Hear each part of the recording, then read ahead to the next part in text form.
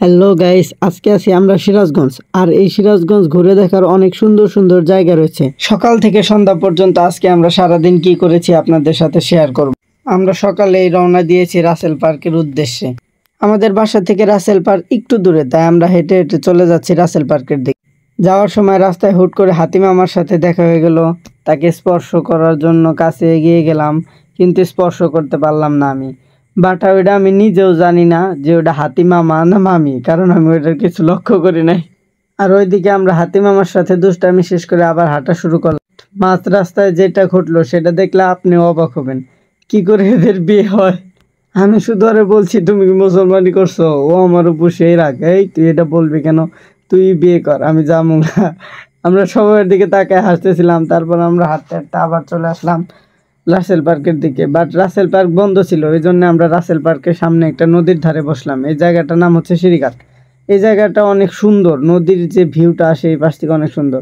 আমাদের এই জায়গায় একটা সাবস্ক্রাইবার পেয়ে যায়, সে আমাদের ভিডিও দেখে, সে আমাদের অনেকগুলো ফুল এনে দেয়। আমরা ফুলগুলো হাতে নেই, ওগুলা দিয়ে ছবি উঠাইতে থাকি। তারপর সে আরেকটা ফুল নিয়ে আসে, ওইটার সাথে এই ফুলটার কম্পেয়ার করতে থাকি, দেখি কোন ফুলটা ভালো লাগে।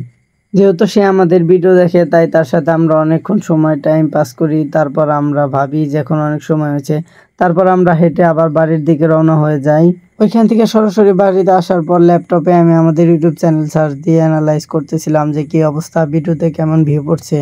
তারপর আমরা শর্টসগুলো দেখতে থাকি। আমার চ্যানেলের ভিডিও আমাদের বাসায় নিজেরা দেখতে অনেক ভালো লাগছিল। সবাই একসাথে বসে আমাদের ভিডিও দেখতেছিলাম, হাসাহাসি করতেছিলাম যে আমরা ছোটবেলায় এগুলো করতাম, এখন এগুলো করি। তা দেওয়ার পর আমরা টিভিতে, ল্যাপটপে, ফোনে আমাদের ভিডিওগুলো দেখতেছিলাম।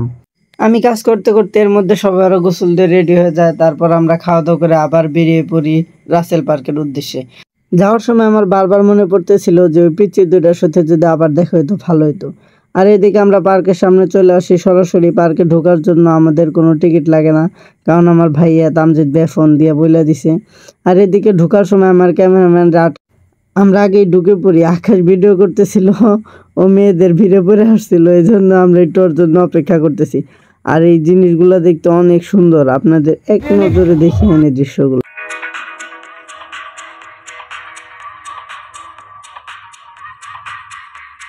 সব থেকে মজার বিষয় হচ্ছে মানুষ সবার সাথে সেলফি নেয়, ও আমার সাথে সেলফি নিচ্ছিল। আমরা পার্কের এক সাইড দিয়ে রাস্তা দিয়ে হেঁটে হেঁটে যাচ্ছিলাম, সবকিছু উপভোগ করতেছিলাম। বাট এই জায়গায় যা ঘটলো, যেদিকে তাকায় ওইদিকে শুধু কাপল। এরা আপাতত শিশু পার্কটারে ছাড়তে পারতো, এরা শিশু পার্কটারেও ছাড়লো না। তো তারপর আমরা সবাই বেরিয়ে পড়ি দোকানের দিকে। এখানে আমরা ফুচকা টুচকা খাই, তারপর আমরা আবার হাঁটা শুরু করি। আর এই পার্কটা অনেক বড়, যার কারণে আমরা এখনো এটার কোনো অংশই দেখা শেষ করতে পারি নাই। তো যাই হোক, আপনাদের এক নজরে রিসোর্টগুলো দেখে নিয়ে আসি।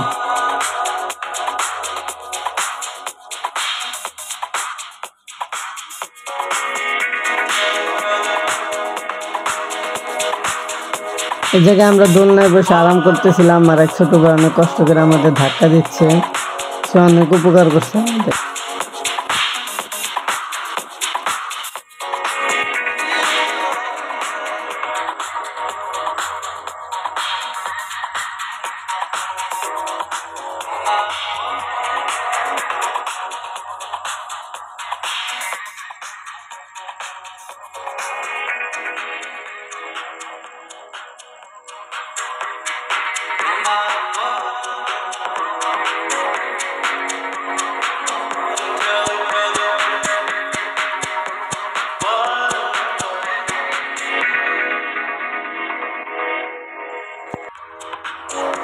মোটামুটি আপনাদের সব কিছু দেখাইতে না পারলেও এই জায়গায় অর্ধেক রিসোর্টগুলো আপনাদের দেখিয়ে ফেলছি।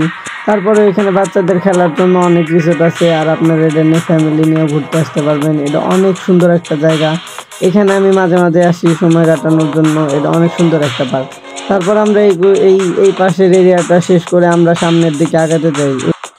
আর এই দূর থেকে আমার চোখে পড়ে মোটু পাতলু উদ্যান। আমি কোনো কিছু না দেখে সরাসরি চলে যাই ওইখানে, মোটু পাতলুর লগে ছবি উঠাই, ভিডিও করি, দুষ্টামি করি। এই জায়গায় অনেকেই ছিল যারা সরে যায় আমাদের কারণে।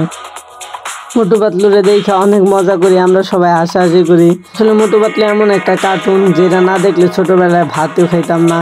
এখনো অনেকে আছে বড় হয়ে গেছে তারপরে মোটু পাতলু দেখে, বাট আমরা এদিকে আসার পর দেখি যে রেলগাড়ি যাইতেছিল। সবার ইচ্ছা হয় রেলগাড়িতে উঠবে, রেলগাড়িতে ওঠার জন্য দেরি করতে হবে কারণ এখন মনে হচ্ছে রাইড শেষ হয় নাই।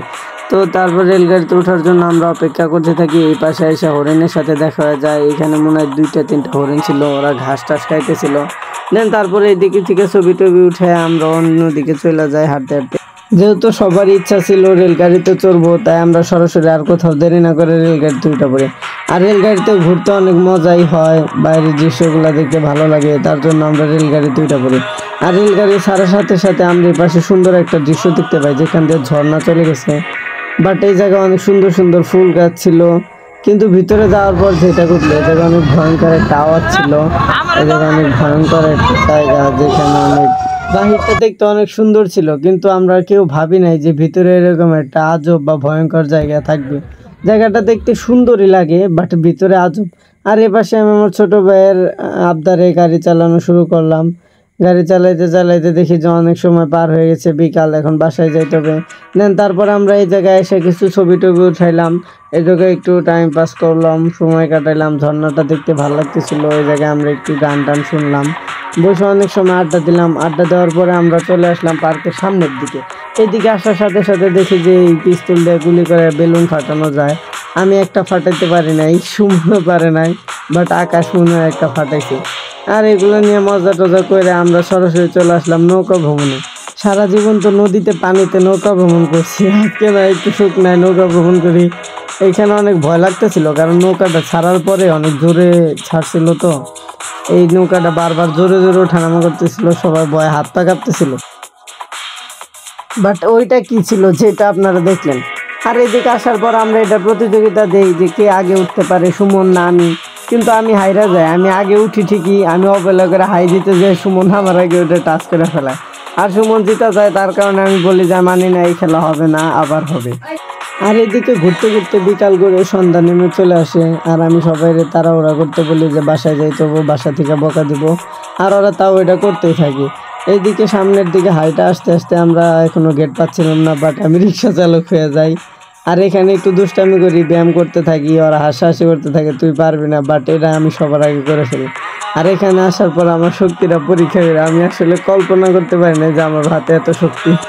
তোমরা কমেন্ট করে বলো কত হতে পারে, কত উঠতে পারে আমার হাতের পাওয়ার কত, পরে দেখো।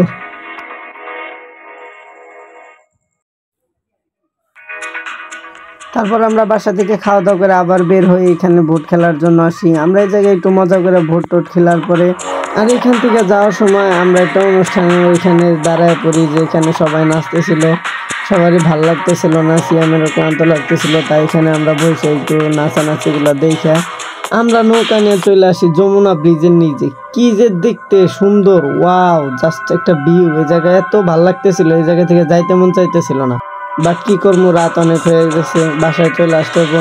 আর তারপর আমরা সরাসরি বাসায় চলে আসি, বাসায় উঠি। আমরা বাসায় যাওয়ার পর আমাদের রুমে যাওয়ার পরে আমরা সবাই সুন্দর একটা সেলিব্রেশন দিয়ে শুয়ে পড়ি, যাতে সকালটা অনেক সুন্দর হয়। সেলিব্রেশনটা দেখার মতো ছিল।